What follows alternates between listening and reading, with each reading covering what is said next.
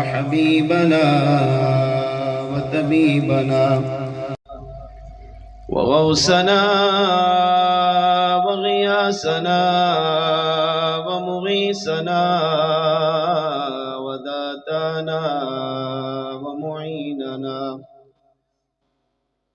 وفريدنا ونزامنا وسراجنا ومنيرنا ومقصودنا وموجودنا وأعلانا وأولانا ومولانا ومأوانا وملجانا وراحة قلوبنا وشفاء صدورنا ونور أعيننا ونور أولنا ونور آخرنا ونور ظاهرنا ونور باطننا محمدا عبده ورسوله. أما بعد فأعوذ بالله من الشيطان الرجيم. بسم الله الرحمن الرحيم. وأبرئ الأكمه والأبرص وأحيي الموتى بإذن الله. آمنت بالله وصدق الله مولانا العظيم وصدق رسوله النبي الكريم الأمين ونحن على ذلك لمن الشاهدين والشاكرين والحمد لله رب العالمين.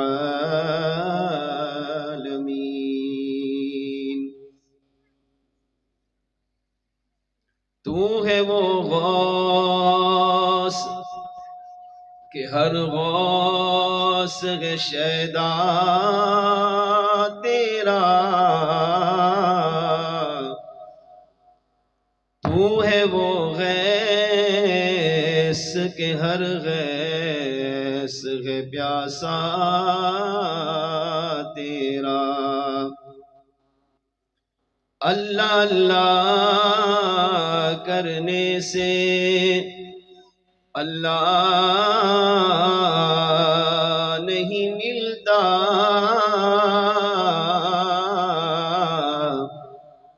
صرف اللہ اللہ کرنے سے اللہ نہیں ملتا. اللہ والے ہیں جو اللہ سے ملا دیتے ہیں. نگاہ ولی میں وہ تاثیر دیکھی بدلتی ہزاروں لاکھوں کی تقدیر دیکھی. سامعین محترم، اللہ تعالیٰ کی حمد و ثنا کے بعد اس رب العالمین کی بارگاہ میں دعا ہے رب کریم آج کی اس بابرکت سالانہ عظیم الشان 11ویں شریف کی محفل کو اپنی پاکیزہ بارگاہ میں قبول و منظور فرمائے. دل کی گہرائیوں سے مبارکباد پیش کروں گا محترم جناب محمد رمضان صاحب، محترم جناب محمد حسین صاحب، محترم جناب عبدالستار صاحب، محترم جناب رسول بخش صاحب، محترم جناب وقار احمد صاحب، محترم جناب محمد علی صاحب، محترم جناب شوکت علی صاحب، جنہوں نے ہر سال کی طرح آج بھی مصطفیٰ جان رحمت صلی اللہ علیہ وسلم کے ذکر کی، اللہ کے پیاروں کی محفل کا اہتمام کیا. اللہ کریم ان کی کاوش کو اپنی پاکیزہ بارگاہ میں قبول فرمائے. اور آج کی اس سالانہ 11ویں شریف کے محفل کو ہم سب کے لیے ذریعہ نجات بنائے۔ 11ویں شریف کی نسبت ولیوں کے شہنشاہ شیخ عبد القادر جیلانی المعروف غوث اعظم رضی اللہ تعالیٰ عنہ سے ہے، اور غوث اعظم رضی اللہ تعالیٰ عنہ وہ عظیم ہستی ہے جن کو اللہ کریم نے ولایت کا عظیم الشان منصب عطا فرمایا ہے، ولایت کے شہنشاہ ہے۔ اور ہماری خوش نصیبی ہے کہ ہمارا تعلق اہل سنت و جماعت سے ہے، اور اہل سنت و جماعت کے تمام نظریات قرآن و حدیث کے مطابق ہے۔ آج کی محفل میں ہم اہل سنت و جماعت کا ایک انتہائی اہم عقیدہ قرآن و حدیث اور غوث پاک کی سیرت سے سننے سمجھنے کی کوشش کریں گے، تاکہ ہمارے عقائد اور مضبوط ہوں اور ہماری دنیا قبر آخرت روشن ہو جائے۔ انسان کو اللہ تعالیٰ نے زندگی میں 2 چیزیں دی ہیں، ایک ہے عقیدہ، ایک ہے عمل۔ عقیدے کا تعلق انسان کے دل و دماغ سے ہوتا ہے، اور عمل کا تعلق انسان کے بدن سے ہوتا ہے۔ اللہ ایک ہے، اللہ وحدہ لا شریک ہے، اللہ بے نیاز ہے، حمد و ثنا کے لائق وہی ذات ہے، وہ محتاجی سے پاک ہے، اس کو کسی نے پیدا نہیں کیا، وہ ہمیشہ سے ہے، ہمیشہ رہے گا، وہ قائم و دائم ہے، اسے فنا نہیں ہے۔ یہ ہے عقیدہ۔ اسی طرح انبیاء کے بارے میں، اسی طرح صحابہ کے بارے میں، اسی طرح اہل بیت کے بارے میں، اسی طرح اولیاء کے بارے میں جو عقائد و نظریات اللہ نے، اس کے محبوب علیہ السلام نے اپنی امت کو عطا کی ہے، ان پر ایمان رکھنا یہ عقیدہ ہے۔ نماز پڑھنا، روزہ رکھنا، حج کرنا، زکوٰۃ دینا، صدقہ خیرات کرنا، اس طرح کے محافل سجانا، لنگر پکانا، کھانا کھلانا، تلاوت قرآن کرنا، ذکر و اذکار کرنا، علم حاصل کرنا، دین پڑھنا پڑھانا، مدارس بنانا، مساجد بنانا، یہ اعمال ہیں۔ تو عقیدہ اور عمل، ان دونوں میں جو بنیادی چیز ہے وہ ہے عقیدہ۔ عقیدہ کہتے ہیں، عقیدے کا لغوی معنی ہے گرہ، جس کو ہم کہتے ہیں گانٹھ، اور اتنی مضبوط گانٹھ ہونی چاہیے کہ دائیں طرف سے کھینچو یا بائیں طرف سے کھینچو یہ مضبوط ہو، کھلے نہیں۔ کپڑا پھٹ جائے مگر گانٹھ نہیں کھلے، اتنا مضبوط عقیدہ مسلمان کا ہونا چاہیے۔ ان عقائد میں سے ایک بہترین عقیدہ وہ ہے کہ اللہ نے اپنے اولیاء کو کن کن شانوں سے، کن کن انعامات سے نوازا ہے، اس میں سے ایک عقیدہ آج کی محفل میں ہم سنیں گے، توجہ رکھیں گے انشاءاللہ۔ جو وقت دیا ہے اسی کے اندر رہتے ہوئے، بلکہ اس سے پہلے اختتام کی طرف ہم بڑھیں گے۔ اللہ نے چاہا تو عقائد کی، اعمال کی اصلاح ہوگی، اور دنیا قبر و آخرت کی برکتیں نصیب ہوں گی۔ اچھا، عقیدے کے حوالے سے ایک اور عقیدہ سنیں۔ اگر عقیدے میں کمزوری ہے اور عمل میں انسان آگے ہے، تو عقیدے کی کمزوری یہ برداشت نہیں ہے۔ مثال کے طور پر اسلام نے 100 عقیدے دیے، تو 100 عقیدوں پر ایمان رکھنا یہ ضروری ہے۔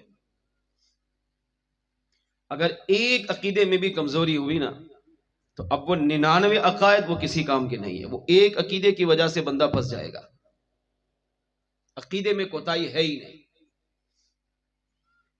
عمل میں رعایت ہے، عمل میں معافی ہے۔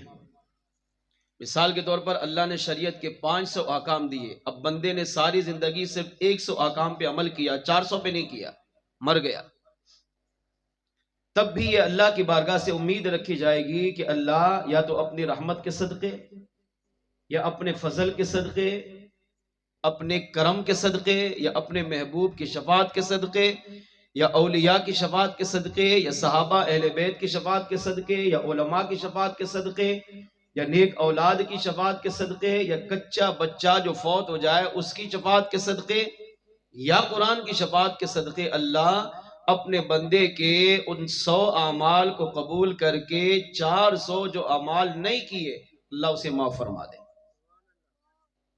یہ ممکن ہے، مگر عقیدے میں کمزوری اس کی معافی نہیں ہے۔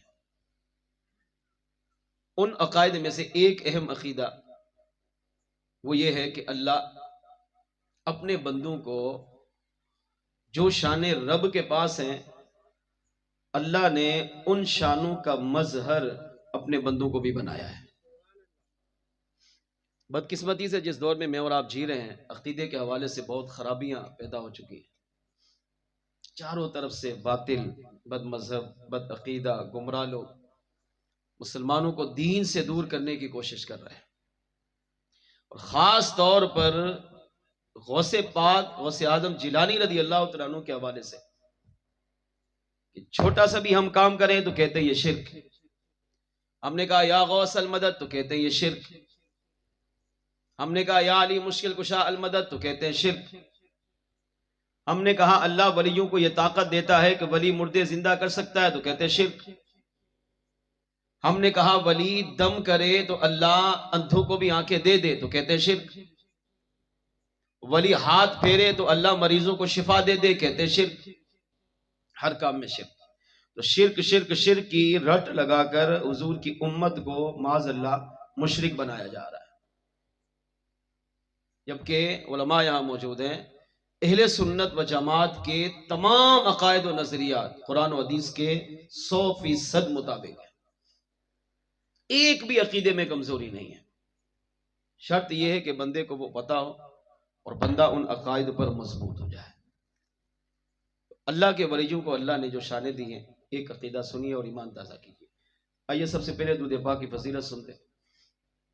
علامہ شیخ عبدالحق محدث دہلوی رحمۃ اللہ تعالی علیہ فرماتے ہیں اگر امتی اپنے نبی کی محبت میں، نبی کے پیار میں، نبی کی عقیدت میں، نبی کے عشق میں درود السلام پڑھے، اگر گناہگار تھا تو یہ درود السلام اسے نیکوکار بنا دیتا ہے، اگر نبی سے دور تھا تو یہ درود السلام اسے نبی کے قریب کر دیتا ہے، اگر یہ نبی کے عام غلاموں میں تھا تو درود السلام اسے نبی کے خاص غلاموں میں شامل کر لیتا ہے۔ اور درود السلام وہ وظیفہ ہے، وہ عمل ہے جو انسان کے بدن کو بھی برکت دیتا ہے، انسان کی دنیا کو بھی سنوارتا ہے، انسان کے آخرت کو بھی سنوارتا ہے، انسان کی قبر کو بھی سنوارتا ہے، اور یہی درود السلام قیامت کے دن میزان پر نیکیوں کا پلڑا بھاری بھی کرواتا ہے۔ اس بات کو اس روایت سے سمجھیے۔ امام شمس الدین سخاوی رحمۃ اللہ تعالی علیہ نے اپنی کتاب القول البدیع میں لکھا کہ ایک بزرگ جن کا نام سیدنا محمد بن سلیمان جزولی رحمۃ اللہ تعالی علیہ،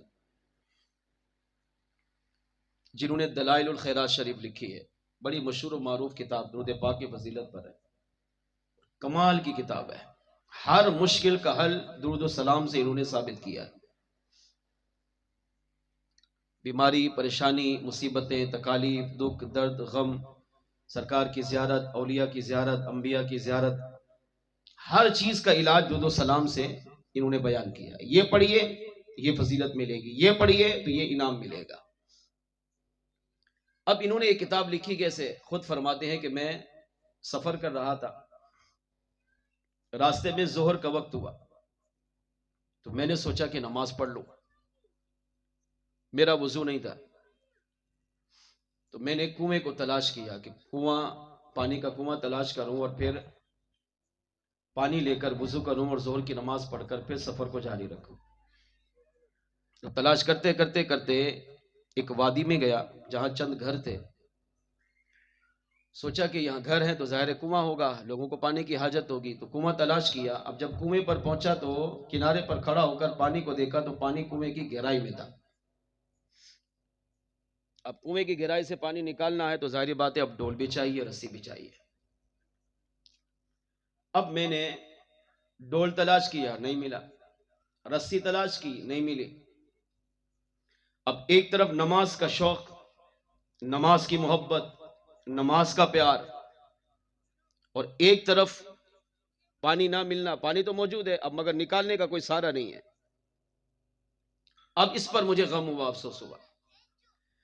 تو فرماتے ہیں کہ ابھی اسی کشمکش میں کنویں کے کنارے کھڑا ہو کر سوچ رہا تھا کہ پانی نکالوں کیسے.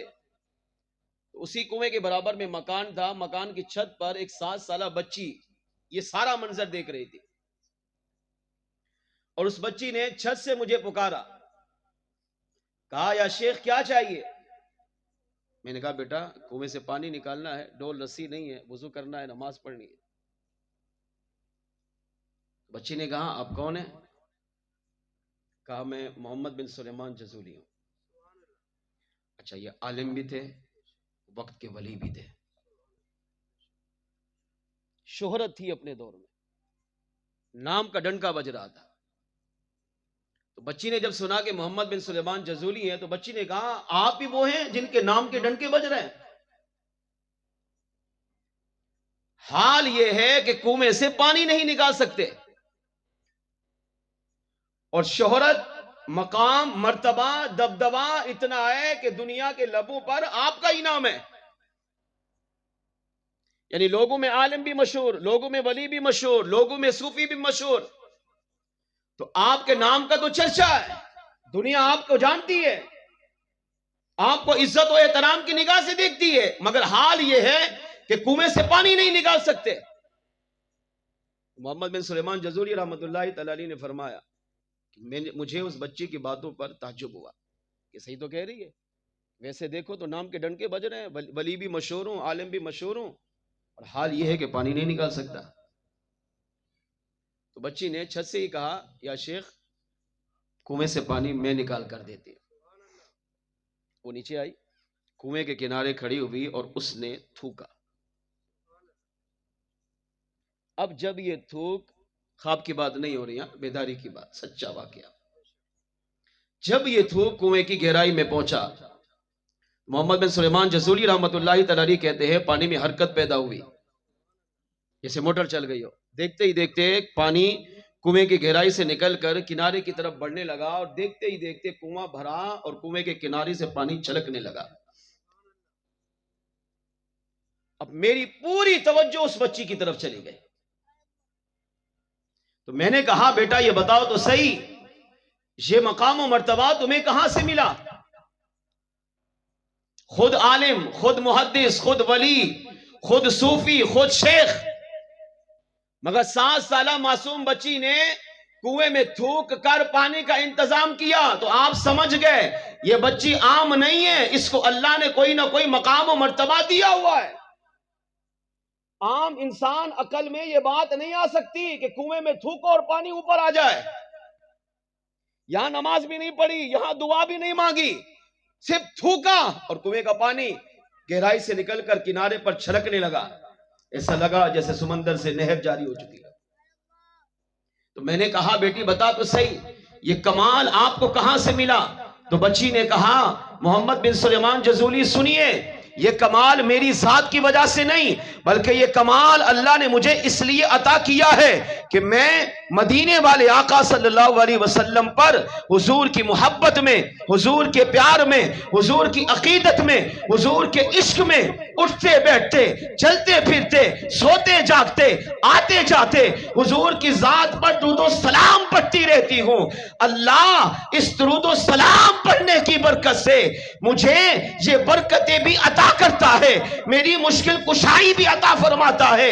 جب حاجت پیش ہوتی ہے اللہ درود و سلام کی وجہ سے میری حاجت بھی پوری کر دیتا ہے، اور درود و سلام کی برکت سے اللہ میرے بدن کو بھی معطر و منور بنا دیتا ہے.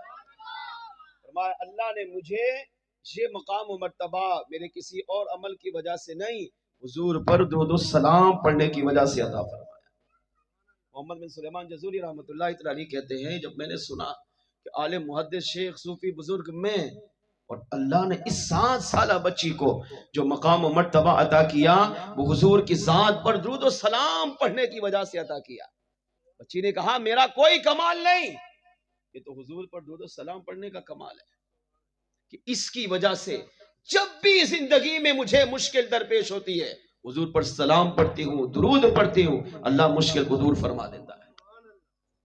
جب بھی حاجت ہوتی ہے، اب یہ پانی کی حاجت تھی نا، تھوکا، اللہ نے اس کنویں کو پانی سے بھر دیا، کہا جب بھی حاجت پیش ہوتی ہے بس حضور پر درود و سلام پڑھتی ہوں، اللہ میری حاجت کو پوری فرما دیتا ہے۔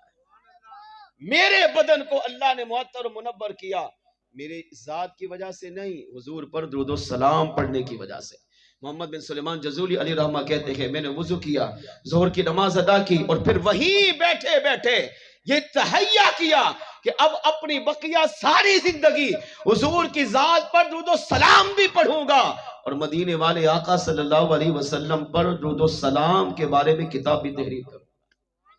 اپنے بقیہ زندگی صلاۃ السلام بھی پڑھتے رہے، درود بھی پڑھتے رہے، اور قیامت تک آنے والی امت کو درود و سلام کی کتاب لکھ کر درود کا تحفہ بھی عطا فرمایا ہے۔ اس سے پتہ چلا، عقیدہ یہ ملا کہ اگر حضور کا امتی، حضور کا غلام، حضور کی محبت میں، حضور کے پیار میں، حضور کی عقیدت میں، حضور کے عشق میں، حضور پر درود و سلام پڑھنے میں سچا ہو، تو جب بھی مشکل میں ہوگا، پریشانی میں ہوگا، تکلیف میں ہوگا، مصیبت میں ہوگا، بس مدینے کی طرف رخ کر کے حضور کو پکارنا تیرا کام ہے، اور تیری مشکل کشائی کرنا یہ درود والے آقا کا کام ہے۔ میں اور آپ غور کریں ہم کتنا پڑھتے ہیں بھائی، ہماری تو پہچان، ہم سنی ہیں تو سنی کی پہچان ہی درود و سلام ہے، اگر معذرت کے ساتھ ہم درود و سلام اس طرح پڑھنا چاہیے نا ویسا نہیں پڑھتے ہیں۔ ہم سال کے بعد 11ویں کی محفل ہوگی، پھر کھڑے ہو کر پڑھیں گے، جمعے کے بعد پڑھیں گے، عید کے بعد پڑھیں گے، روزانہ کی روٹین میں میں اپنا جائزہ لوں، آپ اپنا جائزہ لیں، درود و سلام کہاں ہے؟ آج کی اس حسین بھائی کی سالانہ 11ویں شریف کی محفل سے کم از کم یہ عہد لے کر اٹھیں، کم از کم روزانہ 5 منٹ مدینے والے آقا صلی اللہ علیہ وسلم کے لیے نکالیں، 5 منٹ صرف حضور کی ذات پر سلام پڑھیں۔ نہیں ملتا نا دن میں وقت، رات کو سوتے تو ہے نا، بستر پر بیٹھے بیٹھے بیٹھے حضور پر سلام پڑھ کے سو جائے، پھر دیکھیں دنیا بھی سنورے گی، قبر بھی سنورے گی، آخرت بھی سنورے گی۔ آقا نے کرم فرمایا تو دیدار بھی عطا کریں گے، بدن بھی معطر ہوگا، قبر بھی جنت کا باغ ہوگی، قیامت کے دن مصطفیٰ کی شفاعت بھی نصیب ہوگی۔ اللہ میں عمل کی توفیق عطا کرے۔ آئیے محبت و عقیدت کے ساتھ بارگاہ رسالت میں درود پاک روزانہ پیش کیجیے۔ الصلاۃ والسلام علیک یا سیدی یا رسول اللہ، الصلاۃ والسلام علیک یا سیدی یا حبیب اللہ، الصلاۃ والسلام علیک یا سیدی یا رحمة للعالمین وعلى آلك وأصحابك یا سیدی یا خاتم النبیین۔ مل کے باواز بلند پڑھنے صلی اللہ علیہ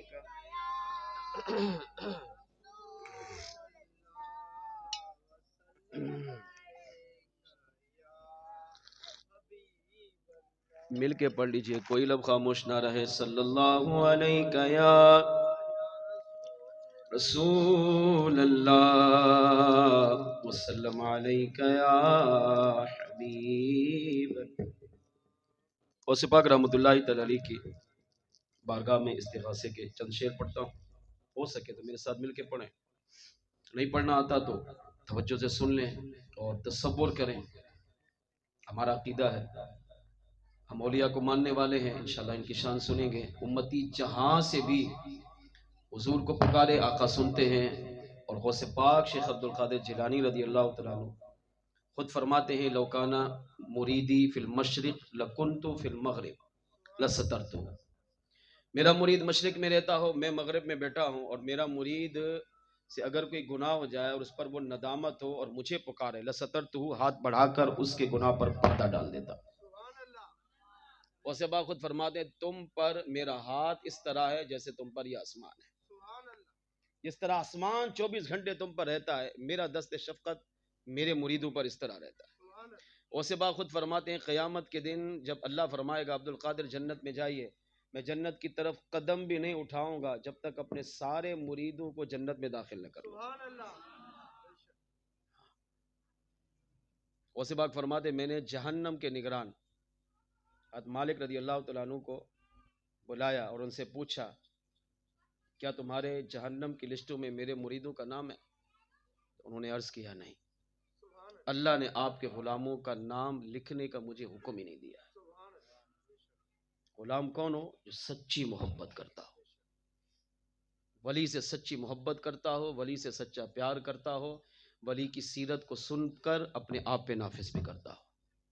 تو پریشانی، مہنگائی، غربت کا دور ہے، تو جو بھی مصیبت، پریشانی، تکلیف دل ہی دل میں غوث پاک کی بارگاہ میں پیش کریں، انشاءاللہ ایک کا پڑھنا غوث پاک کو پسند آئے گا، اور اس ایک کے صدقے اللہ ہم سب پر کرم فرمائے گا۔ واہ کیا مرتبہ غوث ہے بالا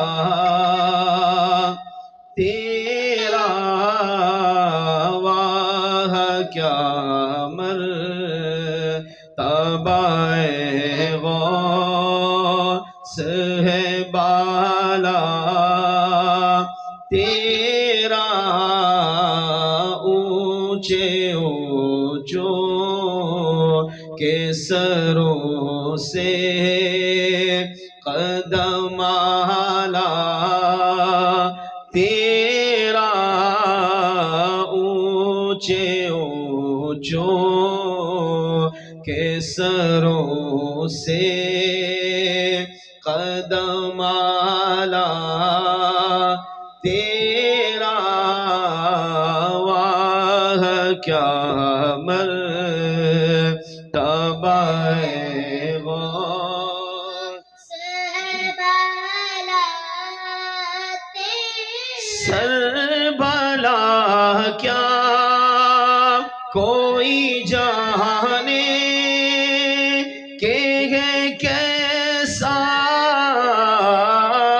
تیرا، سر بلا کیا کوئی جانے کہ ہے کیسا تیرا، اولیاء ملتے ہیں آنکھیں، وہ ہے تلوار تیرا، اولیاء ملتے ہیں آنکھیں، وہ ہے تلوار تیرا، اونچے اونچوں کے سروں سے قدم اعلیٰ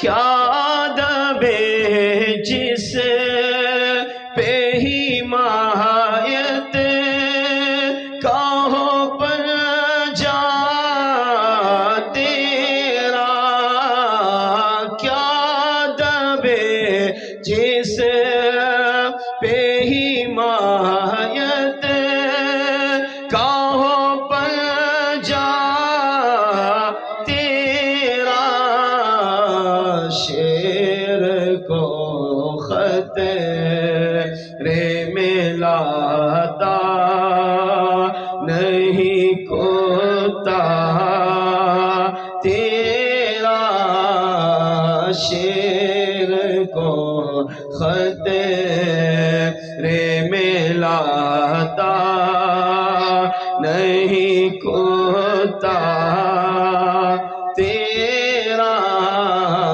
اونچے اونچوں کے سروں سے قدم اعلیٰ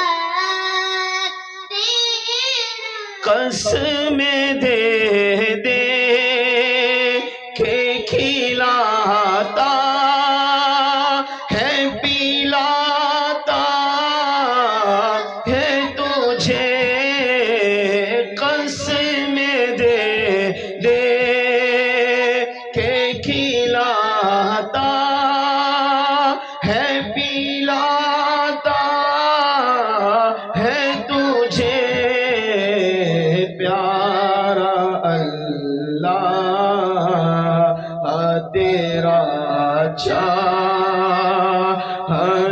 والا تیرا، پیارا اللہ تیرا چاہنے والا تیرا اونچے اونچوں کے سروں سے قدم تجھ سے در در سے سگ اور سگ سے ہے مجھ کو نسبت تجھ سے در در سے سگ اور سگ سے ہے مجھ کو نسبت میری گردن میں بھی ہے دور کا ڈورا تیرا میری گردن میں بھی ہے دور کا ڈورا تیرا اونچے اونچوں کے سروں سے قدم آلا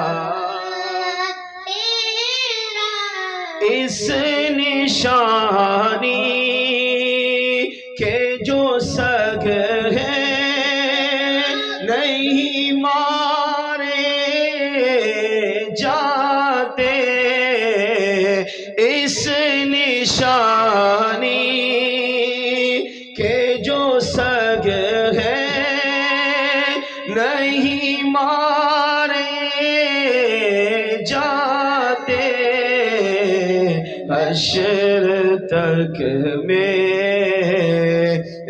گلے میں رہے پٹا تیرا حشر تک میرے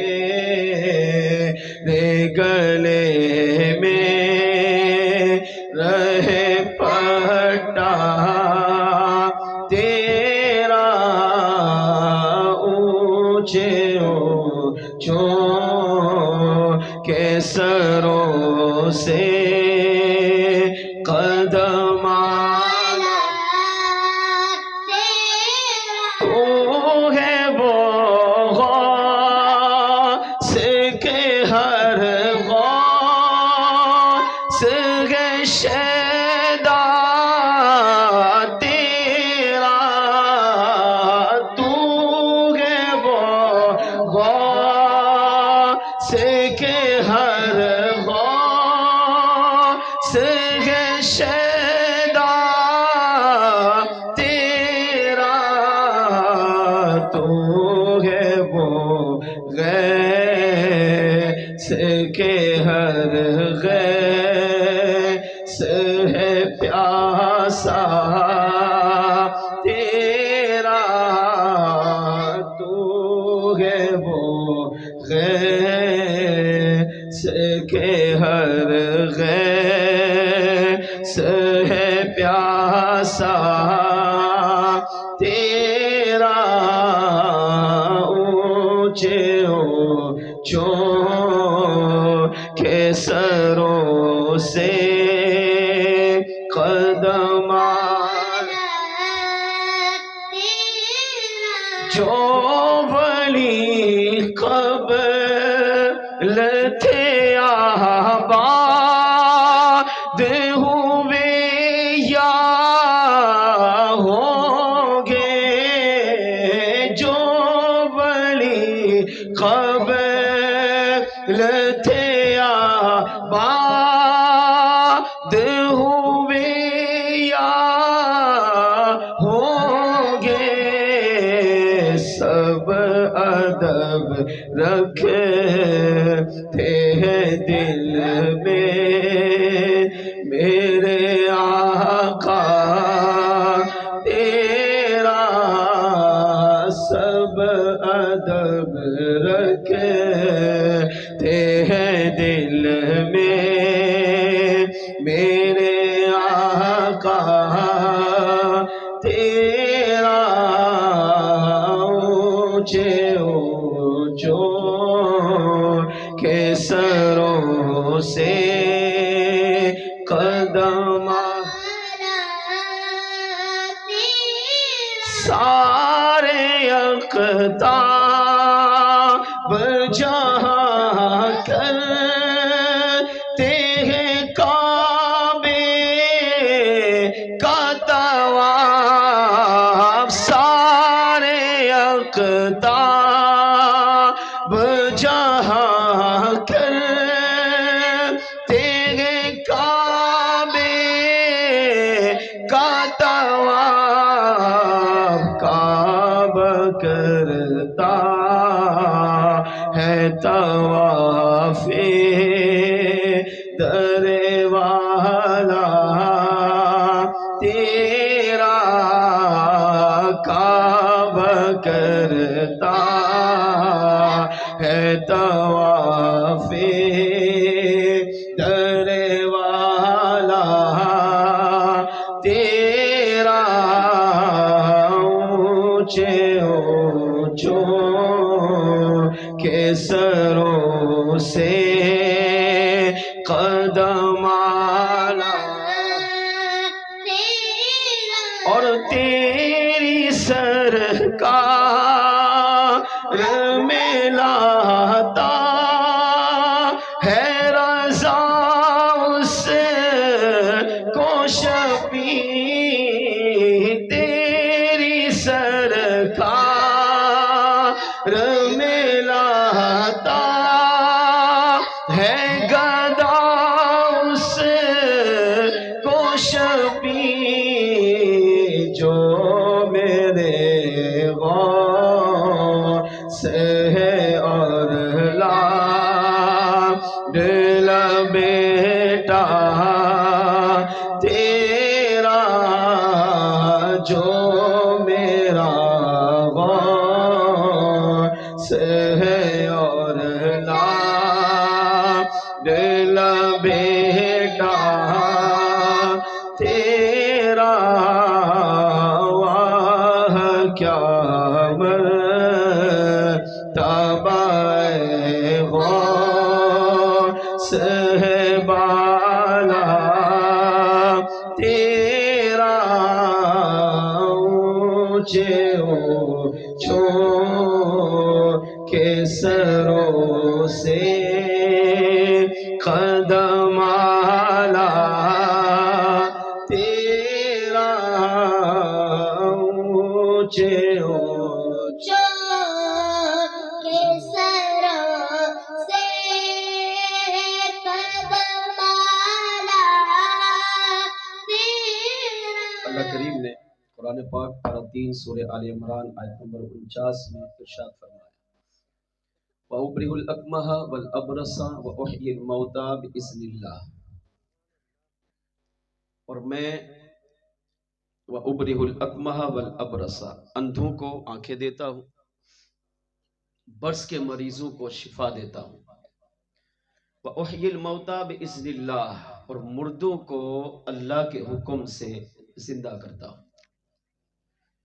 اس آیت کریمہ کے ان 3 لفظوں میں اللہ تعالیٰ نے اپنے پیارے نبی سیدنا عیسیٰ علیہ السلام کی شان و عظمت بیان کی آج شیطان یہ وسوسہ دیتا ہے کہ اگر سنی ولی کی بارگاہ میں جائے یا ولی کے مزار پہ جائے اور وہاں جا کر یہ کہے کہ اے اللہ کے ولی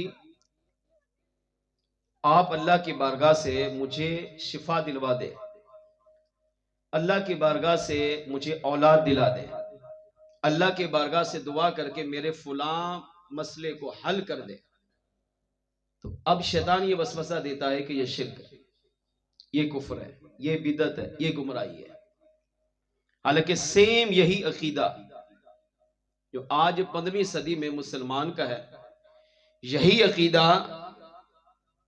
اللہ کے نبی سیدنا عیسیٰ علیہ السلام کا تھا آپ نے امت کو تعلیم دیا اور اسی باکمال بے مثال عقیدے کو اللہ نے قرآن کریم کا حصہ بنایا۔ عیسیٰ علیہ السلام کو اللہ نے یہ طاقت دی کہ عیسیٰ علیہ السلام مردوں کو زندہ بھی کرتے تھے، عیسیٰ علیہ السلام مریضوں کو شفا بھی دیتے تھے، عیسیٰ علیہ السلام اندھوں کو آنکھیں بھی دیتے تھے، عیسیٰ علیہ السلام کوڑ کے مریضوں کو، برس کے مریضوں کو دم کر کے شفا بھی عطا فرماتے تھے۔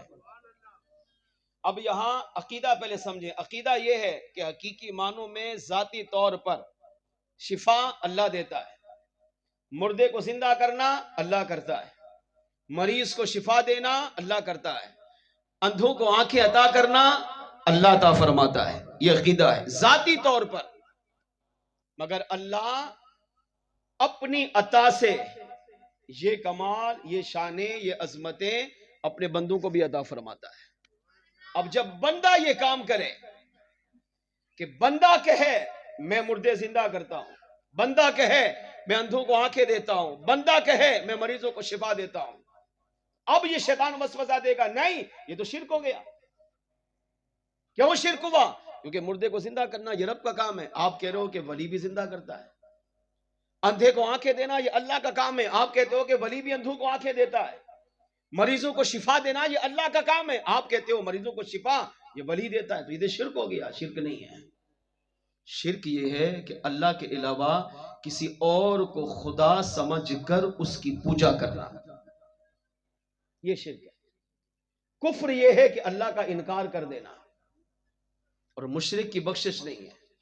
اور میرے آقا صلی اللہ تعالی علیہ وآلہ وسلم نے اپنی حیات ظاہری میں اپنی امت کو یہ پیغام دے کر گئے، فرمایا حدیث پاک کا مفہوم، میرے آقا فرماتے مجھے اپنی امت سے شرک کا خوف نہیں ہے، میری ساری امت مشرک ہو جائے گی مجھے اس کا خوف نہیں ہے، ہاں مجھے ایک چیز کا خوف ہے۔ کیا؟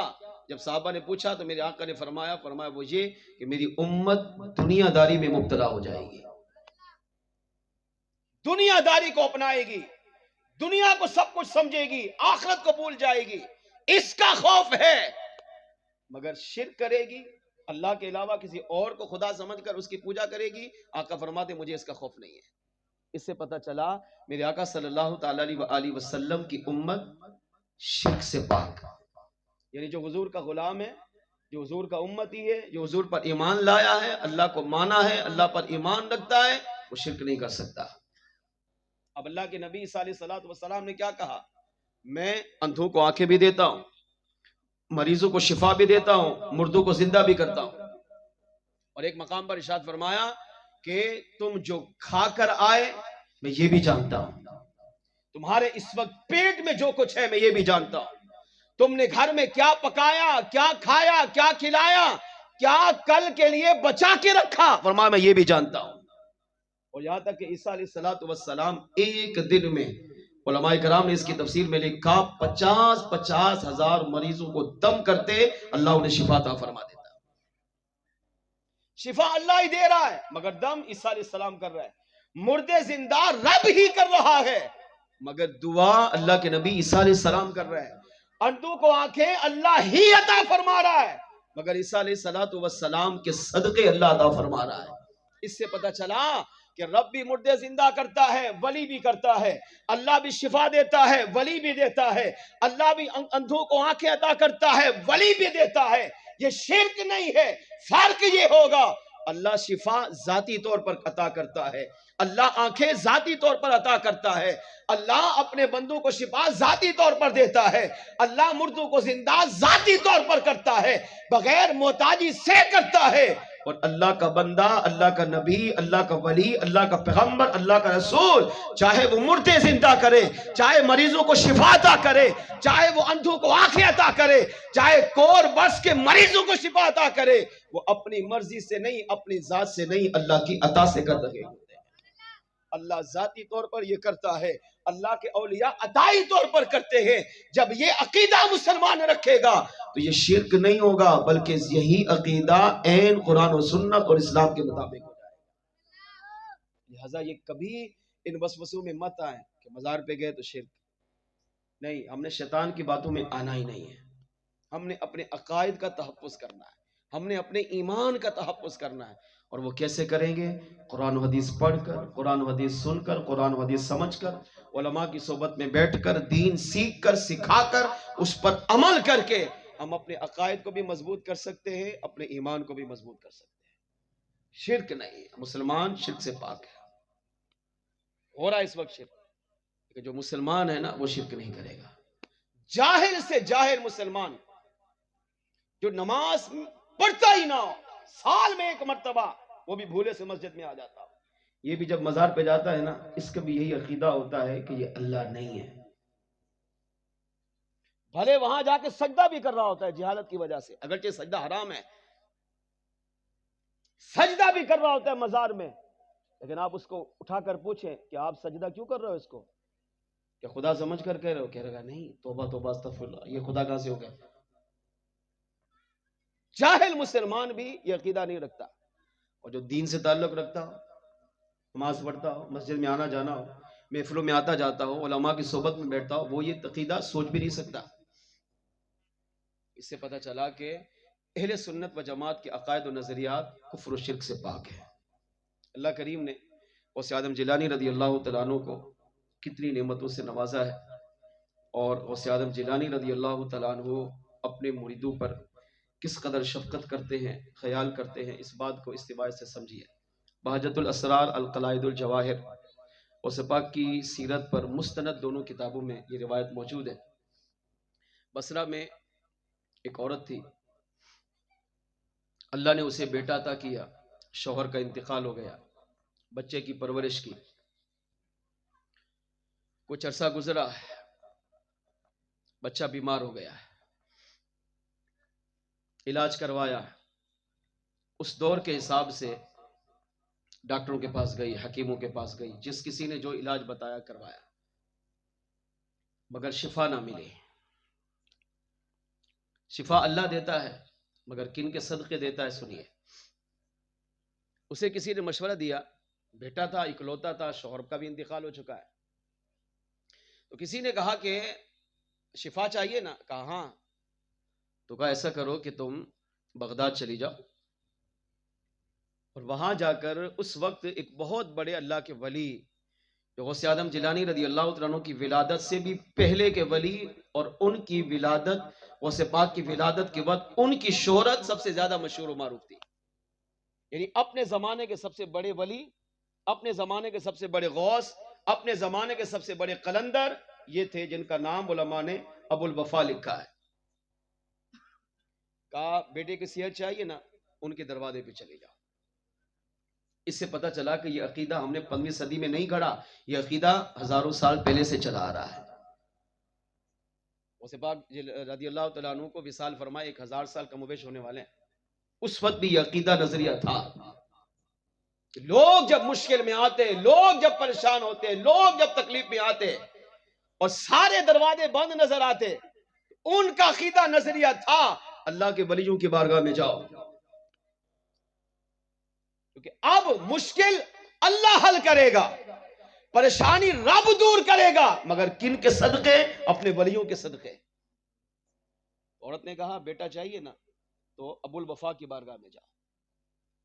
کہا ابو الوفا کون ہے؟ کہا اس زمانے کے سب سے بڑے ولی ہے، اس زمانے کے سب سے بڑے شیخ ہیں، مگر سنو وہ جلالی ہے، ہر کسی کی بات سنتے نہیں ہیں، ہر کسی سے ملاقات نہیں کرتے، ہر کسی کو وقت نہیں دیتے، ان کے پاس جا کر فریاد پیش کرنا یہ تمہارا کام ہے، اور تمہارے بیٹے کو شفا دینا یہ کریم رب کا کام ہے۔ ماما ہے تو ماں سے زیادہ سچی محبت ہوتی ہے، تو تڑپی، اٹھایا بیٹے کو، چلے۔ اللہ کا کرنا ایسا ہوا کہ ماں اب جیسے جیسے بصرہ سے چلی بغداد کے قریب آئی نا، جیسے جیسے قریب ہوتی جا رہی ہے بچے کی طبیعت ناساز ہوتی گئی، طبیعت اور بگڑ گئی، اور جب ماں بغداد پہنچی، لوگوں سے پوچھا شیخ ابو الوفا علیہ رحمہ کا گھر کہاں ہے؟ کہا وہ فلاں استانہ دکھایا، اب یہ استانے پہ پہنچی، جیسے استانے پہ قدم رکھا بچے کا انتقال ہو گیا۔ یہ ازماتا ہے اللہ، بدقسمتی سے آج ہم سمجھتے نہیں۔ ہمارے ساتھ ایسا ہو جائے تو ہم عقیدت ہی چھوڑ دیتے ہیں۔ مسجد میں نماز پڑھنے آئے، جمعہ پڑھنے آئے، پہلی دفعہ 2000 روپے کی چپل رکھی، واپس آئے چپل غائب۔ اب ہم کیا کرتے ہیں؟ یار اندر جمعہ میں آنا ہی نہیں، ادھر تو چپل چوری ہو جاتی ہے۔ اگلی مسجد میں، وہاں چپل چوری ہو گئی، وہاں بھی نہیں پڑھوں گا۔ اچھا شادی میں گئے چپل چوری ہوئی، یہ کبھی نہیں کہے گا شادی میں آئندہ نہیں جاؤں گا۔ محفل میں گیا، وہاں لنگر ہوتا ہے، وہاں چپل چوری ہوگی، کبھی نہیں کہے گا کہ آئندہ محفل میں نہیں جاؤں گا۔ مگر مسجد میں چپل چوری ہو جائے تو کہتا ہے آئندہ نہیں آؤں گا، ادھر چپل چوری ہو رہی ہے۔ یہی تو آزمائش ہے کہ انسان نیکی کی طرف جائے تو آزمائش میں اللہ آزماتا ہے کہ دیکھو میرا بندہ کیا کرتا ہے، میرے در کو چھوڑتا ہے یا اپنے وابستگی کو مضبوط کرتا ہے۔ اب یہاں دیکھیں بچہ جب بصرہ سے چلی طبیعت کچھ بہتر، جیسے جیسے قریب ہو گئی طبیعت بگڑتی گئی، اور انتقال کب ہوا؟ جب ابو الوفا علی رحمہ کے آستانے پہ قدم رکھا۔ ماما تھی، بیٹے کی لاش کو رکھا اور ابو الوفا علی رحمہ کے دروازے پر دستک دی۔ پہلی مرتبہ کھٹکھٹایا نہیں کھلا، پھر کھٹکھٹایا نہیں کھلا، پھر کھٹکھٹایا نہیں کھلا، پھر آواز دی۔ 3 مرتبہ کھٹکھٹانے کے بعد اندر سے آواز آئی، کون؟ کہا فلاں۔ کہاں سے آئی؟ کہا بصرہ سے۔ کیا کام ہے؟ کہا بیٹے کا انتقال ہو چکا ہے۔ کیا چاہیے؟ کہا زندگی چاہیے۔ شیخ ابو الوفا علی رحمہ نے دروازہ کھولا، باہر تشریف لائے، دیکھا بیٹے کو، بچے کو دیکھا، انتقال کر چکا ہے۔ کہا 3 نصیحتوں پر عمل کرو۔ نمبر 1، زبان سے نکلی ہوئی بات واپس نہیں لوٹتی۔ نمبر 2، کمان سے نکلا ہوا تیر واپس نہیں لوٹتا۔ نمبر 3، جسم سے نکلی ہوئی روح واپس نہیں لوٹتی۔ لہذا اللہ کی رضا پر، اللہ کی تقدیر پر راضی رہو اور اپنے بچے کو لے جاؤ۔ یہ کہا، دروازہ بند کر دیا، اندر چلے گئے۔ ماں نے پھر دستک دی، کہا اب کیا ہوا؟ کہا میں بھی جانتی ہوں کہ زبان سے نکلا ہوا لفظ واپس نہیں آتا، کمان سے نکلا ہوا تیر واپس نہیں آتا، جسم سے نکلی ہوئی روح واپس نہیں آتی، میں بھی جانتی ہوں، لیکن آپ اللہ کے ولی ہیں، اللہ نے آپ کو اختیار دیا ہے، اس لیے تو آئی ہوں کہ جو واپس نہیں ہوتی نا آپ اسے واپس لوٹائیں۔ یہ عقیدت ہے، خدا کی قسم یہ عقیدت، آج کی محفل میں یہ عقیدت ہم سمجھ جائیں، ہم ساری زندگی عقائد پہ مضبوط ہو جائیں۔ ہم مزار پہ گئے، کہا اللہ کی بارگاہ میں دعا کریں، اولاد نہیں ہے اولاد دے دے، 20 سال ہو گئے شادی کو، بیٹا نہیں مل رہا، اب وہاں گئے 1 بار 2 بار 3 بار، اولاد نہیں ملی، ہماری عقیدت میں کمزوری آ گئی۔ ہم کہتے ہیں نہیں یار اس ولی کی بارگاہ میں نہ خود جائیں گے نہ کسی کو جانے دیں گے، کوئی بولے گا نہیں یار 10 دفعہ حاضری دیے مسئلہ ہی حل نہیں ہوتا۔ عقیدت میں کمزوری، حالانکہ عقیدت میں پہلی مرتبہ حاضری پر اگر بندہ مضبوط ہو تو اللہ کے اولیاء پہلی مرتبہ حاضری پر ہی اپنے بندوں کی مشکل کشائی فرما دیتے ہیں۔ عقیدت مضبوط ہونی چاہیے۔ عقیدت کیسے مضبوط ہو؟ جیسے ماں کی تھی۔ شیخ ابو الوفا علی رحمہ نے اندر سے پھر کہا کہ محترمہ واپس جائیے، بدن سے نکلی ہوئی روح واپس نہیں لوٹا سکتی، فرمایا میں جانتی ہوں نہیں لوٹ سکتی، مگر آپ چاہیں تو لوٹا سکتے ہیں۔ دروازہ کھٹکھٹایا، نہیں کھولا۔ اب ماں کی عقیدت تھی، ماں یہ جانتی تھی کہ جس بچے کو میں بصرہ سے لے کر بغداد آئی ہوں، تو ماں نے باہر سے اب یہ جملہ کہا جو سونے کے پانی سے لکھنے کی قیمت اگر لکھے تب بھی حق ادا نہیں کر سکتے، کہا اپنے بیٹے کو بصرہ سے زندہ لے کر آئی تھی، اب آپ کے آستانے سے تب جاؤں گی جب آپ میرے بیٹے کو دوبارہ زندگی عطا کریں گے، نہیں تو سر آپ کے دروازے پر دستک پر مار مار کے اپنے آپ کو ہلاک کر دوں گی، مگر واپس نہیں جاؤں گی۔ واپس کب جاؤں گی؟ جب آپ مجھے میرے بیٹے کی زندگی لوٹائیں گے۔ یہ ہے عقیدت۔ یہ کہا اور زور سے دروازے پہ دستک دی۔ اب ماتھا مارنا شروع کیا، ماتھا پھٹا، خون نکلنا شروع ہو گیا۔ تھوڑی دیر گزری، شیخ ابو الوفا علی رحمہ نے دروازہ نہیں کھولا، مگر قربان میرے اور آپ کے آقا شیخ عبد القادر جیلانی پیران پیر روشن ضمیر شیخ المعروف غوث اعظم رضی اللہ تعالیٰ عنہ 4 سال کی مبارک عمر میں وہیں سے گزرے۔ دیکھا ماں شیخ ابو الوفا کے دروازے پہ ماتھا رگڑ رہی ہے اور ماتھا پھٹ گیا، خون جاری ہے۔ آپ قریب آئے، کہا ماں کیا ہوا؟ ماں نے پورا واقعہ سنا دیا۔ ماں کیا چاہتی ہو؟ کہا بیٹے کو زندہ لے کر جاؤں گی۔ عقیدت، غوث پاک نے عقیدت دیکھی، کہا میرا بیٹا جب بصرہ میں تھا زندہ تھا، جب بصرہ سے لے کر بغداد آئی زندہ تھا، جب ان کے استانے پہ آئی تب بھی زندہ تھا، جب استانے پہ قدم رکھا میرے بیٹے کا انتقال ہوا. زندہ لے کر آئی تھی، جاؤں گی تب جب مجھے میرا بیٹا زندہ عطا کیا جائے گا. غوث اعظم جیلانی علیہ الرحمٰن نے ارشاد فرمایا کیا چاہتی ہو؟ کہا زندگی چاہتی ہوں. آپ نے فرمایا اپنے بیٹے کو دیکھ، وہ تو مرا ہی نہیں ہے. دیکھ تو صحیح. اب بچے پر کپڑا تھا. آپ کے خلفاء نے لکھا جب غوث اعظم جیلانی علیہ الرحمٰن نے صرف یہ فرمایا ماں اماں کپڑا ہٹا کر دیکھ تمہارا بیٹا مرا ہی نہیں ہے. ماں اپنے بچے کی طرف، اب شیخ ابو الوفا کا در چھوڑا، اپنے بیٹے کی طرف لب کی، اور جب قریب جا کر بیٹے کے چہرے سے کپڑے کو ہٹایا تو اس کا بیٹا اپنے منہ میں انگوٹھا ڈال کر اس کو چوس رہا تھا اور ماں کو دیکھ کر مسکرانے لگ گیا. صرف کپڑا ہٹایا. ماں کے دوڑنے سے پہلے، اپنے بیٹے تک پہنچنے سے پہلے غوث اعظم جیلانی کی مبارک زبان سے نکل چکا تھا تمہارا بیٹا اگرچہ مر چکا ہے مگر آپ کی زبان سے نکلا مرا نہیں ہے.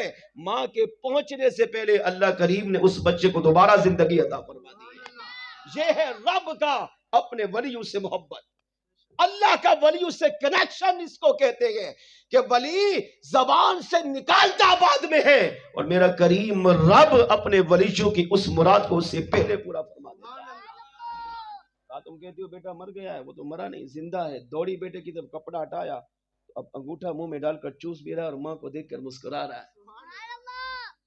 شیخ ابو الوفا علیہ رحمہ اپنے استانے میں موجود ہے. اب ماں نے اپنے بیٹے کو چھوڑا، عقیدت اس کو کہتے ہیں. اب شیخ ابو الوفا کے دروازے پر آئے، اب پاؤں سے ٹھڈے مارے، پاؤں سے ٹھوکر ماری اور بابا سے بلند کہا شیخ ابو وفا سنو، اپنے آپ کو ولی کہتے ہو، زمانہ آپ کو ولی کہتا ہے، اگرچہ آپ اپنے زمانے کے شیخ عبدال قلندر کچھ بھی ہوں مگر آپ نے میرے بیٹے کو زندہ نہیں کیا. مگر سنیے میں اپنے بیٹے کو یہاں آپ کے استانے پر زندہ لائی تھی اور ابھی اپنے بیٹے کو یہاں زندہ لے کر واپس جا رہی ہے.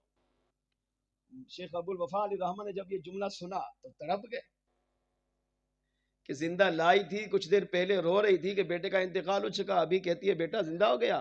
اب دروازہ کھولا تو دیکھا حقیقی معنوں میں بچہ زندہ اور ماں نے اٹھا کر اس کو سینے سے لگایا ہوا ہے، بچہ حرکت کر رہا ہے. تو آپ نے شیخ ابو الوفا فرماتے میں نے نظر دوڑائی تو غوث اعظم جیلانی سامنے کھڑے ہو کر مسکرا رہے تھے. غوث اعظم جیلانی علیہ رحمہ کو دیکھ کر سمجھ گئے 4 سال کی مبارک عمر ہے غوث پاک کی، اور ادھر شیخ ابو الوفا اپنے زمانے کے سب سے بڑے ولی ہے. استانے میں گئے، ڈنڈا اٹھایا اور غوث اعظم جیلانی کی طرف دوڑے. آپ پیچھے لگے، غوث اعظم جیلانی بھاگے اور بھاگتے بھاگتے خلفاء نے لکھا غوث اعظم جیلانی علیہ رحمہ سامنے قبرستان آیا. آپ اس قبرستان میں تشریف لے گئے اور قبرستان کے قریب کھڑے ہو کر آپ نے وہاں پر پکارا یا اہل القبور احفظونی، اے قبرستان والو عبد القادر کی حفاظت کرو. خلفاء کہتے ہیں شیخ ابو الوفا نے لکھا جب شیخ عبد القادر جیلانی نے قبرستان میں کھڑے ہو کر اور مردوں کو پکارا تو 300 مردے اپنے قبروں سے باہر نکل کر اپنے بدن پر کفن کو لپیٹ کر غوث اعظم جیلانی کے سامنے کھڑے ہو کر دیوار بنا چکے تھے اور غوث اعظم جیلانی ان کے پار کھڑے ہو کر ان کو زندہ فرما کر مسکرانے لگے. سبحان اللہ. 300 مردے، یہاں تو ابھی ایک بچے کو زندہ کیا ہے مگر قبرستان میں صرف ایک جملہ کہا یا اہل القبور احفظونی، قبرستان والو دنیا میں یہاں میری کوئی حاجت روائی نہ کرا، اب تم ہی مجھے بچاؤ، اتنے بڑے شیخ مجھے مارنے کے لیے آ رہا ہے. قبرستان کے 300 مردے قبریں پھٹی کھلی کفن پہنے ہوئے کھڑے ہوئے اور اس طرح دیوار بنائی کہ ایک طرف غوث پاک اور ایک طرف شیخ ابو الوفا. کیا فرمایا قریب آؤ مار کے دکھاؤ، مگر نہیں آ سکتے تھے. کتنا خوبصورت جملہ شیخ ابو الوفا نے اس مرتبہ لکھا، کہا بیٹا عبد القادر تمہارے مقام کو ہم نہیں پہنچ سکتے. دوڑے کیوں؟ مارنے کے لیے کیوں دوڑے؟ وجہ کیا تھی؟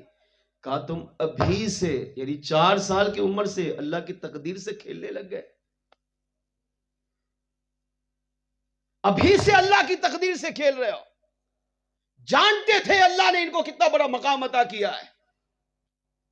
جی ہاں، علماء نے لکھا، علامہ جلال السیوطی لکھتے ہیں، اللہ جس کو ولی بنانے کا ارادہ فرماتا ہے اس کی روح کو پہلے غوث اعظم کی بارگاہ میں پیش کیا جاتا ہے،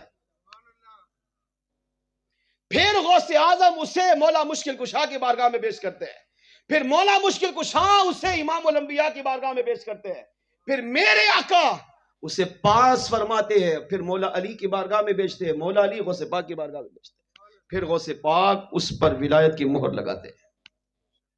حضور کی درگاہ بارگاہ سے قبول، مولا مشکل کشا کی بارگاہ سے مقبول، اب غوث اعظم جیلانی کی بارگاہ میں آ کر مقبول ہو کر ولایت کے منصب پر اللہ اسے فائز فرما دیتا ہے. فرما ابھی سے رب کی تقدیر سے کھیلنے لگ گئے. یہ کہا اور دور پڑے. وہ جب 300 مردوں کو سامنے دیوار بناتا ہوا دیکھا تو شیخ ابو الوفا کہنے لگے، بیٹا عبد القادر، تمہارے مقام و مرتبہ کو ہم نہیں پہنچ سکتے، کیونکہ تمہارا مقام و مرتبہ یا تو تمہیں پیدا کرنے والا رب جانتا ہے، یا میلاد والے آقا صلی اللہ علیہ وسلم جس کے صدقے اللہ نے تجھے مقام دیا وہ مصطفیٰ جانتے ہیں. تمہارے مقام و مرتبہ کو یا تو حضور جانتے ہیں یا کریم رب جانتا ہے، ہم تمہارے مقام کو نہیں پہنچ سکتے. یہ کہا اور واپس تشریف لے آئے. اس سے پہلا عقیدہ یہ ملا کہ اللہ قرآن سے حدیث سے ثابت ہوا اپنے بندوں کو یہ اختیار دیتا ہے، یہ کمال دیتا ہے، یہ طاقت دیتا ہے کہ اللہ کے ولی جب چاہیں مردوں کو زندہ بھی فرماتے ہیں، اندھوں کو آنکھیں بھی عطا کرتے ہیں، بیماروں کو شفا بھی عطا کرتے ہیں، اور جب بھی حضور کا امتی، حضور کا غلام ان کی بارگاہ میں مشکل لے کر آئے تو یہ اللہ کے ولی رب کی عطا سے ان کی مشکل کشائی بھی فرماتے ہیں. اس سے یہ عقیدہ ملا کہ غوث اعظم جیلانی رضی اللہ تعالیٰ عنہ جن کی ہم 11ویں منا رہے ہیں، یہ وہ کامل مرشد ہے. اللہ نے ان کو اتنا بڑا مقام دیا، ابھی بچپن ہے مگر اللہ کریم نے انہیں بھی مردوں کو زندہ کرنے کا اللہ نے اختیار عطا کیا ہے، اور بچپن سے غوث اعظم جیلانی حضور کی امت کی مشکل کشائی فرماتے رہے. اس سے عقیدہ ملا کہ اللہ اپنے نیک بندوں کو اختیارات دیتا ہے، کمالات دیتا ہے، فضائل دیتا ہے، مراتب دیتا ہے، ان کے درجے بلند کرتا ہے، صرف اس لیے تاکہ دنیا جانے کہ اللہ کے ہاں جو مقام و مرتبہ ان پاکیزہ لوگوں کا ہے وہ عام انسان کا نہیں ہے. ہاں، حاجت روا مشکل کشا اللہ ہی ہے ذاتی طور پر، مگر اللہ کے بندے چاہے ولی ہوں، نبی ہوں، صدیق ہوں، شہید ہوں، پیغمبر ہوں، رسول ہوں، اللہ کے نیک بندے رب کی عطا سے اپنے محبوب علیہ السلام کی امت کی حاجت روائی فرماتے ہیں. پھر ہم کیوں نہ کہیں، مل کے پڑھ لیجئے، یہ شان ہے غوث اعظم کی، شان ہے غوث اعظم کی، سرکار کا عالم کیا ہوگا، یہ شان ہے غوث اعظم. چاہے دو اشاروں سے اپنے کایا ہی پلٹ دے دنیا کی، چاہے دو اشاروں سے اپنے کایا ہی پلٹ دے دنیا کی، شان ہے غوث اعظم کی، شان ہے غوث اعظم کی، سرکار کا عالم کیا ہوگا، یہ شان ہے غوث اعظم کی، شان ہے غوث اعظم کی. اس سے پتہ چلا کہ جب اللہ اپنے ولیوں کو یہ اختیارات، یہ کمالات عطا کرتا ہے، بندے کا بھی حق ہے کہ بندہ ان ولیوں سے جڑ جائے. جی ہاں، اگر آپ میں سے کوئی مرشد والا، سارے مرشد والے امیدیں بیٹھے ہوں گے، ہر ایک کا مرشد کامل ہوگا. اپنے پیر کا دامن مضبوطی سے پکڑیں. غوث اعظم جیلانی رضی اللہ تعالیٰ عنہ سے جس طرح ہماری محبت، ہماری عقیدت، ہمارا پیار ہے، اپنے مرشد سے بھی محبت و عقیدت کو مضبوط کریں. خالی نعرے بازی تک نہیں، حقیقی معنوں میں مرشد کی محبت میں دیوانے ہو جائیں، مرشد کی عقیدت میں دیوانے ہو جائیں. مرشد جو کہے سمجھ میں آئے نہ آئے بس آنکھیں بند کر کے اس پہ عمل کر لیں. مرشد کی تعلیمات کو جس مرید نے کامل طور پر اپنے آپ پہ نافذ کیا، خدا کی قسم وہ یہاں بھی کامیاب ہوا ہے، قبر میں بھی کامیاب ہوگا، آخرت میں بھی کامیاب ہوگا. شرط یہ ہے کہ مرشد کی محبت سچی ہونی چاہیے. اعلی حضرت رحمۃ اللہ تعالی نے فتاوی رضوی میں لکھا، آپ سے پوچھا کیسے پتہ چلے گا مرید کامل ہے یا ناقص، کیسے پتہ چلے گا؟ فرمایا کہ وہ مرشد کی بارگاہ میں جائے اور مرشد بغیر وجہ کے اسے دھتکار دے. کوئی کام نہیں کیا اس نے، کوئی غلطی نہیں کی ہے، مرشد نے کہا اٹھ دفع ہو جا، میری مجلس سے نکل جا، تب بھی یہ پڑا رہے. اگر یہ چلا گیا تو یہ ناقص ہے، یہ ابھی کامل نہیں ہوا ہے، یہ ابھی وہاں پہنچا ہی نہیں ہے جہاں اس کا مرشد اس کو پہنچانا چاہتا ہے. پڑا رہے وہاں پر یہاں تک کہ اس کو گھسیٹ کر اگر مجلس سے نکال دیا جائے تب بھی نہ جائے، پلٹ آئے. اگر یہ پلٹ آتا ہے فرمائے اب یہ کامل ہے. یہ مرشد کامل اور مرید کامل کی یہ پہچان. اور دوسری جگہ اعلی حضرت سے پوچھا کہ مرید کا زوال کب ہوتا ہے؟ فرمایا جس دن مرید نے اپنے آپ کو پیر سے کامل سمجھا اس دن سے اس کا زوال شروع ہو گیا ہے. مرشد کی بارگاہ میں بیٹھا ہے، مرشد نے کوئی بات کہی، مرید کو سمجھ میں نہیں آئے، مرید نے آگے صرف یہ کہا، مرشد کو بھی نہیں کہا، اپنے آپ کو کہا کیوں. والد فرماتے ہیں یہ کیوں کہا نا، یہ کیوں کہتے ہی اس کی عقیدت کمزور ہو گئی. اس کے زوال کے دن اب شروع ہو چکے ہیں. اب چاہے یہ آسمانوں میں اڑتا پھرے، کرامتیں دکھاتا پھرے، فرمایا نہیں، اس کا زوال شروع ہو چکا ہے اور ایک دن یہ در بدر کی ٹھوکریں کھائے گا اور اندیشہ ہے کہ کہیں گناہوں کی وجہ سے، مرشد کا در چھوڑنے کی وجہ سے کہیں خاتمہ کفر پہ نہ ہو جائے.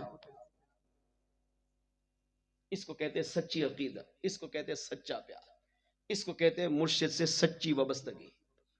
اعلی حضرت رحمۃ اللہ تعالی نے فتاوی رضویہ کی 28ویں جلد میں لکھا، غوث پاک رضی اللہ تعالیٰ عنہ نے ایک جگہ واز فرمایا اور واز فرماتے ہوئے آپ نے میرے آقا صلی اللہ علیہ وسلم کی حدیث بیان کی، علماء امتی کا انبیاء بنی اسرائیل. مفہوم عرض کر رہا ہوں، میری امت کے علماء بنی اسرائیل کے انبیاء کی طرح ہے. یہ بات پھیلتے پھیلتے پھیل، اس کی اپنی تشریح ہے، وقت اختتام کی طرف ہے. میری امت کے علماء جو ہوں گے یہ حضور کے وارث ہیں. اہل سنت و جماعت کے مستند علماء یہ حقیقی معنوں میں حضور کی امت کے علماء یہ حضور کے وارث ہیں. میرے آقا نے خود فرمایا میری امت کے علماء بنی اسرائیل کے انبیاء کی طرح ہوں گے. جب یہ خبر پہنچی آگے بڑھتی بڑھتی بڑھتی ایک عیسائی تک پہنچی تو عیسائی نے کہا کہ یہ نہیں ہو سکتا اور لوگوں کو گمراہ کرنا شروع کر دیا. کہا میں اس حدیث کو نہیں مانتا، یہ کیسے ہو سکتا ہے؟ ایک طرف نبی ہے، ایک طرف عالم ہے، امتی ہے، تو امتی نبی کے برابر کیسے ہو سکتا ہے؟ صحابی نبی کے مرتبے کو نہیں پہنچ سکتا تو عام عالم نبی کے مرتبے کو کیسے پہنچ سکتا ہے؟ حالانکہ اس کی تشریح الگ ہے. اس حدیث کا ایک مفہوم یہ ہے کہ جس طرح انبیاء کرام علیہ السلام تبلیغ کرتے تھے، واعظ و نصیحت کرتے تھے، دین کی خدمت کرتے تھے، میری امت کے جو علماء ہوں گے وہ بھی واعظ و نصیحت کریں گے، تبلیغ کریں گے، نیکی کی دعوت عام کریں گے، لوگوں کو گناہوں سے بچائیں گے. اب اس معنی کے لحاظ سے دیکھیں تو اس میں تو کوئی حرج نہیں ہے. یہی نیکی کی دعوت کا کام، گناہوں سے بچانے کا کام انبیاء نے کیا، یہی حضور کی امت کر رہی ہے، علماء کر رہا ہے. مگر اس نے کہا یہ میری سمجھ میں نہیں آتا، نہیں ہو سکتا. اس نے یہ مفہوم لیا ہوا تھا کہ نہیں امتی نبی کے برابر، یہ کیسے ہو سکتا ہے؟ اب لوگوں کو گمراہ کرنا شروع کر دیا اور یہاں تک کہ اس نے بغداد میں یہ عقیدہ پھیلایا کہ عیسیٰ علیہ الصلوۃ والسلام تمہارے نبی امام الانبیاء سے بھی معاذ اللہ افضل والا ہے. کیوں؟ کیونکہ وہ نبی، یہ بھی نبی. ان کی جو شان و عظمت اللہ نے بیان کی وہ انجیل مقدس میں بھی ہے اور قرآن میں بھی ہے۔ اب یہ خبر پھیلتے پھیلتے پھیلتے غوث اعظم جیلانی رضی اللہ تعالیٰ عنہ کی تک پہنچی۔ خلفاء نے کہا کہ بغداد میں فلاں عیسائی ہے، ایک تو وہ اس حدیث کو نہیں مانتا، اور نمبر دو وہ یہ کہتا ہے کہ عیسیٰ علیہ السلام حضور سے افضل والا ہے۔ غوث اعظم جیلانی رضی اللہ تعالیٰ عنہ نے جب یہ سنا تو جلال میں آ گئے۔ ہاں، خالی کرامتیں دکھانے والے بزرگ نہیں تھے، عالم تھے، مفتی تھے، مجدد تھے، اپنے زمانے کے غوث قطب قلندر ابدال بھی تھے، اور ساری زندگی قرآن و حدیث پڑھنے پڑھانے والے مستند عالم دین تھے۔ دنیا بھر کے علماء مفتیان کرام جب کسی مسئلے میں اٹک جاتے وہ مانتے تھے چاہے وہ کوئی بھی ہو کہ اگر اس مسئلے کا حل کوئی کر سکتا ہے تو شیخ عبد القادر جیلانی کی ذات مبارکہ۔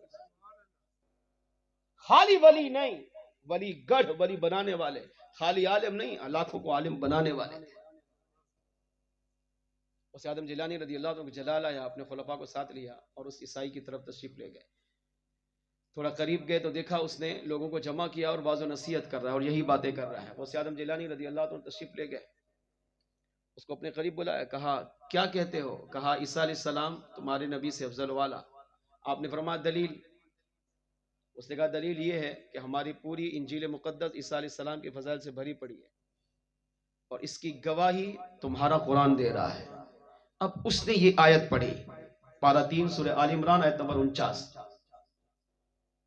اس نے کہا تمہارے قرآن میں تمہارا رب کہہ رہا ہے، کس کی شان بیان کر رہا ہے؟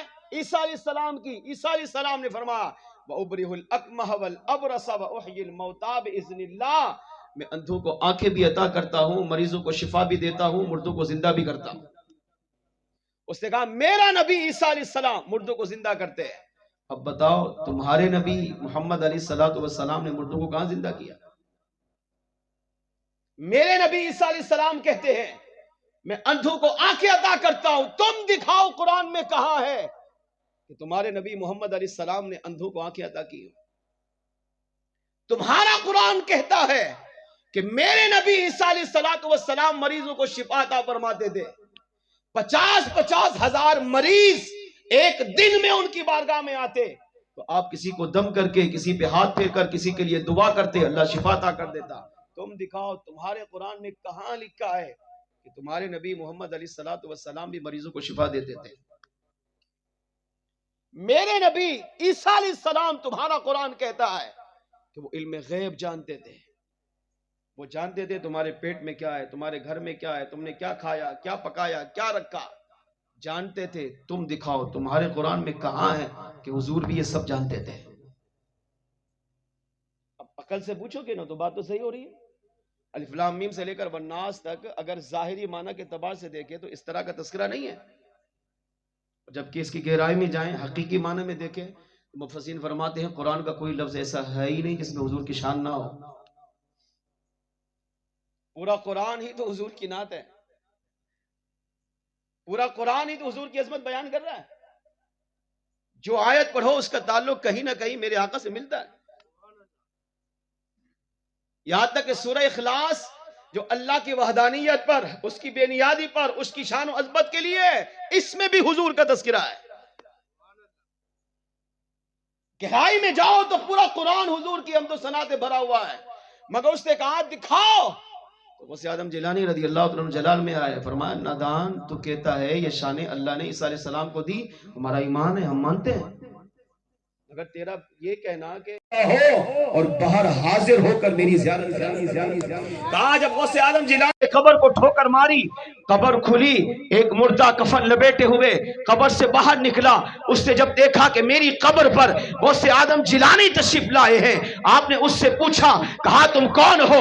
وہ کہنے لگا میں اللہ کے نبی حضرت سیدنا دانیال علیہ السلام کا امتی ہوں۔ فرمایا قبر میں کتنا عرصہ ہو گیا؟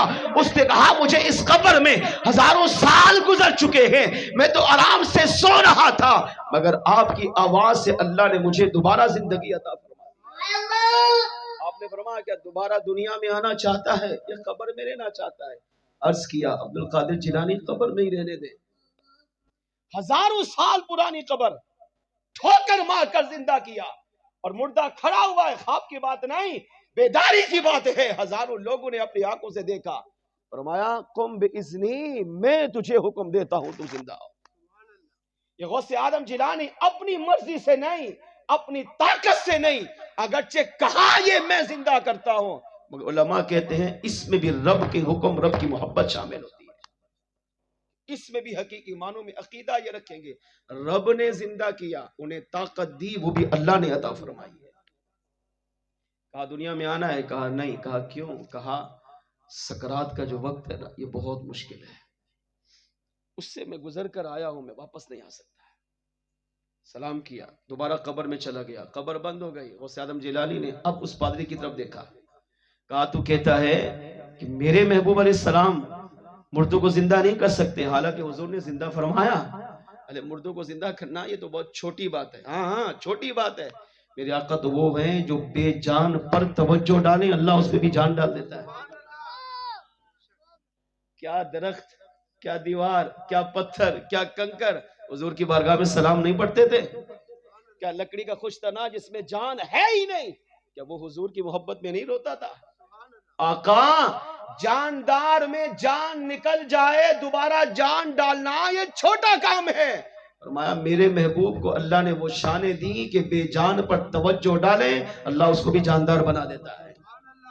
یہ کہا وہ پادری 400 اپنے پادریت کے لوگوں، عیسائیت کے لوگوں کے ساتھ غوث اعظم جیلانی کے قدموں میں گرا، سب نے کلمہ طیبہ پڑھا اور حضور کی غلامی اختیار کر لی۔ چند سال گزرے، چلا گیا، دین کی خدمت کرتا رہا، اللہ نے اسے ایک بیٹا عطا کیا۔ جب بچہ پیدا ہوا تو اسی بچے کو اٹھا کر غوث اعظم کی بارگاہ میں لایا۔ کون؟ وہی سابقہ پادری۔ کہا مرشدی اللہ نے مجھے بیٹے کی نعمت سے نوازا ہے، اس کو دعا دے دیں۔ غوث اعظم جیلانی نے اس بچے کو دعاؤں سے نوازا، اللہ تمہارے بیٹے میں برکت عطا کرے، اور سنو ان قریب اللہ تمہارے بیٹے سے دین کی بہت بڑی خدمت لے گا۔ حضرت فرماتے ہیں غوث اعظم جیلانی نے اس بچے کو دعا دی، اس کے سر پر شفقت کا ہاتھ پھیرا، وہ بچہ بڑا ہوا، اور ان قریب اس نے جب بڑے ہو کر جوانی کے عالم میں اللہ نے اسے یہ مقام و مرتبہ عطا کیا کہ مسلمانوں کا سب سے بڑا لیڈر بنا، ہزاروں غزوات میں گیا، جنگیں لڑی، جس جنگ میں جاتا تھا اللہ مسلمانوں کو فتح عطا فرماتا تھا، اور اس بچے کا نام دنیا فرمایا صلاح الدین ایوبی رحمت اللہ تعالی کے نام سے جانتی ہے۔ وہی سابقہ پادری کا، سابقہ عیسائی کا بیٹا جس کو غوث اعظم نے دعا بھی دی، سر پہ ہاتھ پھیرا، وہی صلاح الدین ایوبی کی صورت میں حضور کی امت کو تحفہ عطا کیا گیا، جس نے ساری زندگی حضور کی ناموس کی حفاظت کی، میرے آقا صلی اللہ علیہ وسلم کی تحفظ ناموس رسالت پر قربانیاں دی، دین کی خدمت کرتے کرتے کرتے کفر کو مٹاتے، شرک کو مٹاتے، اسلام کو پھیلاتے ہوئے دنیا سے چلا گیا، اور آج دنیا اسے صلاح الدین ایوبی علیہ الرحمہ کے نام سے جانتی ہے۔ اس سے پتہ چلا کہ اللہ کے ولی جو کہتے ہیں اللہ اسے بھی پورا فرما دیتا ہے۔ یہ بھی پتہ چلا اللہ بھی مردے زندہ کرتا ہے اپنی مرضی سے، اپنی طاقت سے، اپنی ذاتی طاقت سے، اور اللہ کے ولی چاہے نبی ہوں، صحابی ہوں، اہل بیت ہوں، صدیق ہو، شہید ہو، یہاں تک کہ عالم ہو، ولی ہو، یہاں تک کہ غوث اعظم ہو، ان کو بھی اللہ طاقت دیتا ہے، یہ چاہیں تو اندھوں کو آنکھیں بھی عطا کرتے ہیں، مردوں کو زندہ بھی کرتے ہیں، مریضوں کو شفا بھی عطا فرماتے ہیں۔ فرق یہ ہے کہ یہ اللہ کی عطا سے کرتے ہیں اور اللہ اپنی مرضی سے، اپنی ذات کے اعتبار سے کرتا ہے۔ اس سے یہ بھی عقیدہ ملا کہ اللہ کے ولیوں کی بارگاہ میں جب بندہ جائے اور ولی اسے کچھ دعا دے تو سمجھ لے کہ اللہ اس دعا کی برکتیں اسے دنیا میں بھی عطا فرمائے گا، قبر آخرت میں بھی عطا فرمائے گا۔ یہ بھی عقیدہ سیکھنے کو ملا کہ مرید کو چاہیے اپنے ولی سے، اپنے مرشد سے کامل محبت کرے، مرشد جو کہے آنکھ بند کر کے اس پر عمل کرتا رہے۔ اللہ اس ولی کی سچی اتباع کی وجہ سے، ولی سے سچی محبت کی وجہ سے اس مرید کامل کی دنیا کو بھی سوار دیتا ہے، قبر و آخرت کو بھی سوار دے گا۔ آئیے مل کر آخر میں آپ بھی اس ذکر میں شامل ہوئیے۔ شان ہے غوث اعظم کی، شان ہے غوث اعظم کی، سمت عمر صدیق ادھر، عثمان ادھر، ایک سمت علی ایک سمت عمر صدیق ادھر عثمان ادھر ان جگمگ جگمگ تاروں میں ان جگمگ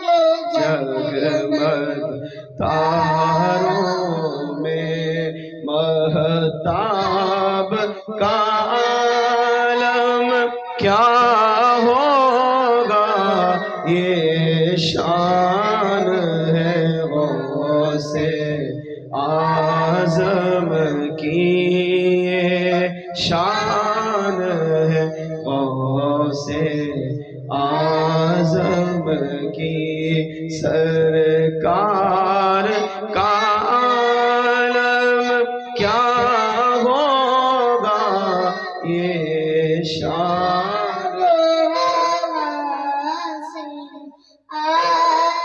اللہ کریم کی بارگاہ میں دعا ہے جو کچھ سنا اس پر ہم سب کو عمل کی توفیق عطا فرمائے بیان میں غلطی کوتاہی ہو گئی ہو اللہ کریم معاف فرمائے وآخر دعوانا الحمدللہ رب العالمین دعوت اسلامی آپ کی اپنی دینی تحریک ہے الحمدللہ دین اسلام کی بہت بڑی خدمت کر رہی ہے صرف آج کی محفل سے یہ پیغام لے کر اٹھیں کہ دعوت اسلامی کے ساتھ اپنی وابستگی کو مضبوط کریں اپنا تعلق دعوت اسلامی کے ساتھ جوڑے رکھیں علماء اہل سنت کی صحبت اختیار کریں اس طرح کی دینی محافل میں شرکت کرنے کی عادت ڈالیں زندگی کا کوئی بھروسہ نہیں آج ہم بیٹھے کل یقیناً ہم نہیں ہوں گے ہر ایک نے مرنا ہے تو اچھی صحبت اولیاء کی صحبت علماء کی صحبت یہ بہت ضروری ہے دعوت اسلامی کی الحمدللہ اچھی صحبت پانے کا بہترین ذریعہ آپ کی دعوت اسلامی ہے ہر جمعرات کو مغرب کی نماز کے بعد صابرین مسجد میں دعوت اسلامی کا ہفتہ وار اجتماع ہوتا ہے اس میں شرکت کیجیے ابھی 1 نومبر سے فضال مدینہ کراچی کے اندر الحمدللہ 1 مہینے کا کورس ہو رہا ہے قرآن و حدیث کورس اس میں قرآن بھی سکھایا جا رہا ہے مصطفیٰ جان رحمت صلی اللہ علیہ وسلم کی حدیثیں بھی سکھائی جا رہی ہیں